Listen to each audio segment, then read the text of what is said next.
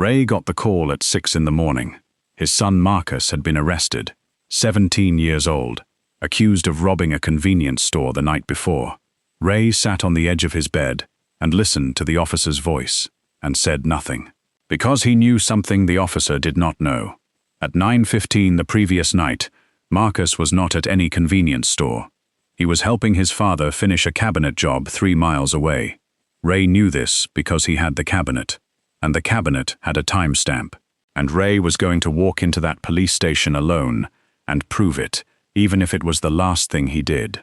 If this story stays with you, drop a comment below and let us know where you are watching from, and please subscribe so you never miss what comes next. Ray Caldwell had been a carpenter for 26 years, long enough that his hands knew the difference between oak and pine before his eyes confirmed it. He ran a small workshop on Deacon Street, just him and a part-time apprentice named Sal, and he built things the way he believed things should be built, carefully and without cutting corners. He was 50 years old. He had a son named Marcus who was 17, and who had his father's hands and his mother's eyes, and his own particular quietness that was nothing like either of them, and entirely his own. Ray had raised Marcus alone since Marcus was 6. He had learned, in those 11 years, that when something went wrong, there was no one to look at across the room. You just stood up and dealt with it. The call came at 6:14 in the morning. Ray was already awake, sitting at the kitchen table with his coffee, the way he was most mornings. The number on the screen was unfamiliar. He answered on the second ring. The voice was flat and professional, the kind trained to deliver bad information without inflection, and it told Ray that his son Marcus had been taken in for questioning in connection with a robbery at a convenience store on Marsh Street and was being held at the 4th Precinct. Ray set his coffee cup down with both hands. He asked whether Marcus had been charged, and the voice said, "Not yet," and Ray said he would be there within the hour, and ended the call. He sat for a moment on the edge of the chair, not panicking. Ray was not a man who panicked, not because he was without fear, but because he had learned that panic did not build anything, and he had spent 26 years building things. He thought instead, specifically about Marsh Street, which was 3 miles from where Marcus had been at 9:15 the previous evening. He knew exactly where Marcus was at 9:15, because Marcus had been standing beside him in the workshop, watching Ray press the maker's stamp into the bottom panel of a cabinet he had spent 3 weeks building. The stamp was a small brass block Ray had made himself, engraved with his initials, and a date and time wheel that he pressed into every finished piece. He had set it to 9:02 p.m. Marcus had teased him about it the way he always did, calling it the most old-fashioned thing in the building, and Ray had told him the same thing he always told him, which was that a maker's mark was a record, the piece saying, "I was here and this is when." The detective who had called was named Hollis, and the witness who had put someone matching Marcus's description at the scene had done so at 9:15. Ray knew what 9:15 meant. He stood up from the kitchen chair and made 2 phone calls. The first was to his client, a woman named Mrs. Pereira, who had come to inspect the cabinet at 8:45 and stayed until 9:30, talking Ray through the exact finish she wanted on the hardware. The second was to Sal, his apprentice, who had helped Ray load the truck at 10 o'clock and could account for Marcus being there until nearly 11. Both calls were short. Both people said yes without hesitation. Then Ray went to the workshop. It was 6:40 in the morning, and the street outside was still grey and quiet. He unlocked the unit and went inside and stood in front of the cabinet, which was waiting for delivery, a solid piece of white oak with clean lines and a drawer that opened like a breath. He crouched down and looked at the maker's stamp on the bottom panel.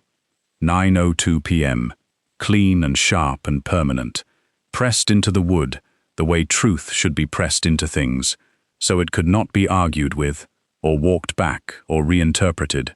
He found a moving blanket on the shelf and wrapped the panel carefully, the way you wrap something that matters, and carried it out to the truck.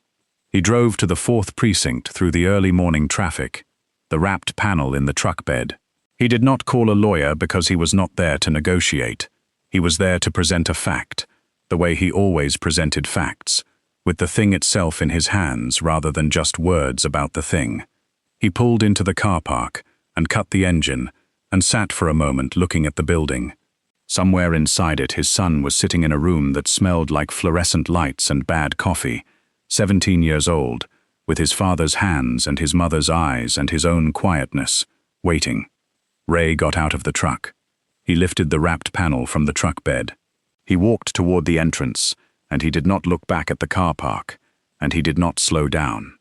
The desk sergeant at the 4th Precinct was a heavy-set man in his 50s, with the expression of someone who had seen every version of every morning walk through that door and stopped being surprised by any of it. He looked at Ray, and then at the wrapped panel, and then back at Ray. Ray told him he was Marcus Caldwell's father and needed to speak with Detective Hollis. The sergeant picked up his phone without urgency, made a call, and told Ray to take a seat. Ray sat. He set the wrapped panel against the wall, put both hands on his knees, and looked at the frosted glass doors that separated the waiting area from the rest of the building, and thought about his son on the other side of them, and did not move. There was a woman sitting across the waiting room when Ray arrived, maybe 40, in a coat that looked like she had grabbed it in a hurry, crying quietly into a phone and saying he was home all night. I told them that already. Why won't they listen? Ray looked at her for a moment and then looked away because her pain was not his to stare at. But he noted what she said. He was home all night. The particular desperation of someone saying a true thing to people who were not yet ready to hear it. Ray understood that desperation, and he felt it in his own chest, and he sat with it and waited. Detective Hollis arrived 22 minutes later. He was a compact man in his 40s, with careful eyes and a jacket that needed pressing, and he looked at Ray and at the wrapped panel with the measured curiosity of a man who had learned not to assume anything about anything. Ray stood and introduced himself, and Hollis shook his hand and said, "Follow me." They went through the frosted glass doors and down a corridor that smelled exactly the way Ray had imagined it would, and into a small office with a desk and 2 chairs and a window that looked onto a brick wall. Hollis sat down and asked Ray what he had brought with him. Ray said, "Evidence." Hollis said he would be the judge of that and gestured at the table. Ray unwrapped the panel on the desk carefully, folding the moving blanket back rather than pulling it, and set it face down so the maker's stamp was visible. He explained clearly and without rushing. The stamp, the time, 9:02 p.m. Marcus had been standing beside him when he pressed it, a habit of 11 years that Marcus had witnessed more times than either of them could count. He told Hollis about Mrs. Pereira at the workshop from 8:45 to 9:30, who could confirm Marcus was present. He told Hollis about Sal, who helped load the truck at 10 and could confirm the same. He set both names and numbers beside the panel and stopped talking and let the evidence sit there on its own. Hollis looked at the stamp, the names, the numbers, and then at Ray, with the expression of a man running a calculation he was not yet ready to share. Then he said something that tightened Ray's grip on the desk edge. He asked how Ray could prove Marcus had not slipped out between 8:30 and 9:15, driven to Marsh Street, and come back. 3 miles, Hollis said, is 20 minutes in a car. Ray looked at him steadily. Mrs. Pereira was there until 9:30, he said. The workshop has 1 door. She would have seen him leave. Hollis wrote something down, stood up, and said he needed to make some calls, and would Ray wait. Ray said he would wait as long as it took. He sat alone in the small office for 14 minutes. He counted them without looking at his watch, by the rhythm of his own breathing and the sound of footsteps in the corridor outside. He thought about the panel on the desk, the 9:02 pressed into the oak, and he thought about the way wood held things, the way a cut edge showed the age of a tree in rings, the way grain ran in one direction and could not be made to run in another. He thought about Marcus sitting somewhere in this building, being asked questions about a place he had never been, and the injustice of it settled in his chest, like a splinter he could feel but not yet reach. Hollis came back and sat down, and his expression had shifted in a way Ray could not entirely read. He said that Mrs. Pereira had confirmed everything, and that Sal had confirmed everything, and that the timeline was, as Ray had described, inconsistent with the witness account. Then, he said, there was something Ray needed to know about the witness who had identified Marcus, and about how Marcus had come to be connected to this crime at all. And Ray put both hands flat on the desk and looked at the detective and said, "Tell me everything." Hollis leaned back in his chair and told Ray that the witness was a 16-year-old boy named Dion Wallace, who lived 2 streets over and had gone to middle school with Marcus before they ended up at different high schools. Dion had been walking home from a friend's house around 9:15 and had seen a young man leaving the area near the convenience store in a hurry, and he had given a description to the first officer on scene. Ray listened without moving. He asked one question. Did Dion say it was Marcus by name, or did he describe someone who happened to fit Marcus? Hollis paused before answering, the particular pause of a man choosing his words because the answer mattered more than he wanted it to. It was a description, he said, not a name. Dion said he did not get a good look at the face. Build, height, general area, a gray jacket. The connection to Marcus specifically came from somewhere else. Ray sat forward slightly. Somewhere else, he repeated. Hollis nodded. An anonymous tip had come into the precinct 40 minutes after the robbery. A call from a payphone, naming Marcus Caldwell directly and providing his address.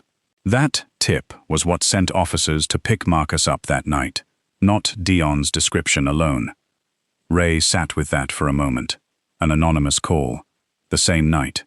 Naming his son specifically, by name and address, when the only actual witness had given nothing more than a general description. Something in Ray's chest shifted. The fear that had been sitting there since 6:14 that morning, cooling into something harder and more precise. The way heat sometimes turns into focus instead of panic, once you understand exactly what you are looking at. Anonymous tips that arrive within the hour, that name a specific person when the witness description does not, are not accidents. Ray had built enough things in his life to recognize when something had been constructed rather than simply happening. He asked Hollis if he could see the description Dion had given, the exact wording, not the summary. Hollis considered this for a moment, the kind of consideration that involved weighing procedure against instinct, and then slid a printed page across the desk. Ray read it carefully. Young man, average height, dark jacket, gray with a hood, a stripe down the left arm. Common enough, the sort of jacket half the young men in the neighborhood owned. But there was one more detail near the bottom of the page, something Dion had specifically mentioned when the officer asked him to describe anything unusual. A small tear on the right pocket, the fabric frayed at the corner like it had caught on something. Ray read that line twice. Marcus did not own a gray jacket with a stripe and a torn pocket. Ray knew every piece of clothing his son owned, the way fathers who raise children alone come to know those things. By washing them, by mending torn seams at the kitchen table late at night, by standing in front of a closet, doing inventory, without ever meaning to turn it into inventory. Marcus had a black jacket and a navy one, and neither had a stripe, and neither had a tear. But Ray knew someone who owned exactly that jacket, gray with a stripe and a small tear on the right pocket, because he had seen it 3 weeks ago on the man from 2 floors above their apartment, standing in the parking lot after an argument about a parking space that had gotten louder and uglier than Ray liked to remember. The name arrived in Ray's stomach like something dropped from a height, landing hard and sitting there. He looked at Hollis, who was watching him carefully, the way people watch someone who has clearly just thought of something. Ray did not say the name yet.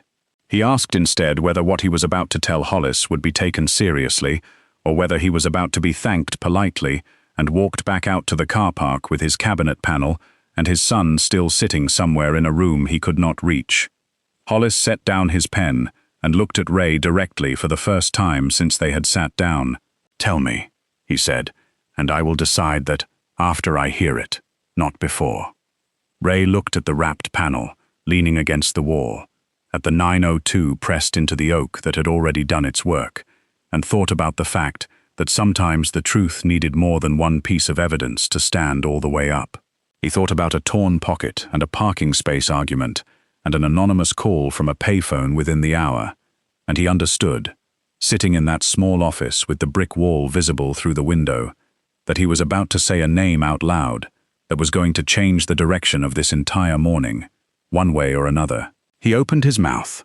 "There's a man in my building," Ray said, "named Curtis." Ray told Hollis everything he knew about Curtis Danvers, the man who lived 2 floors above him, and Marcus, starting with the argument 3 weeks earlier. Curtis had taken to parking in the spot behind their building that Ray had used for 11 years, the one closest to the stairs, and when Ray had asked him politely to move it, had escalated fast, Curtis raising his voice in the parking lot, Marcus stepping outside to see what the noise was, Curtis pointing a finger at both of them and saying something about how they would regret making an enemy of him. Ray had not taken it seriously at the time. People said things in parking lots they rarely meant. He told Hollis he wished now that he had taken it more seriously. He described the jacket in the same detail Dion had used, grey with a stripe down the left arm and a small tear on the right pocket, because he had seen Curtis wearing it more than once, most recently the week before, standing by the mailboxes in the lobby. Hollis wrote it all down without interrupting, and when Ray finished, Hollis sat quietly for a moment, looking at his notes, and then stood up and said he needed to make one more call and asked Ray to wait exactly where he was. 20 minutes passed. Ray sat in the small office with the wrapped panel against the wall and did not touch his phone and did not pace, and simply waited the way he had learned to wait, over 50 years of a life that did not always move at the pace you wanted it to. When Hollis came back, his expression had changed again, and this time there was something almost like relief underneath the professional composure. Curtis Danvers, Hollis told him, had already been brought in 2 hours earlier in connection with a separate incident at the same convenience store the week before, an altercation with the owner over a returned item that had turned into a shouting match caught on the store's camera. Curtis was already on their radar, and the anonymous call naming Marcus had been traced, within the last 15 minutes, to a payphone 2 blocks from Curtis's building. Ray closed his eyes for a moment, not in relief exactly, not yet, because relief needed his son standing in front of him before it could fully arrive, but in something adjacent to it, a loosening at the base of his throat that had been tight since 6:14 that morning.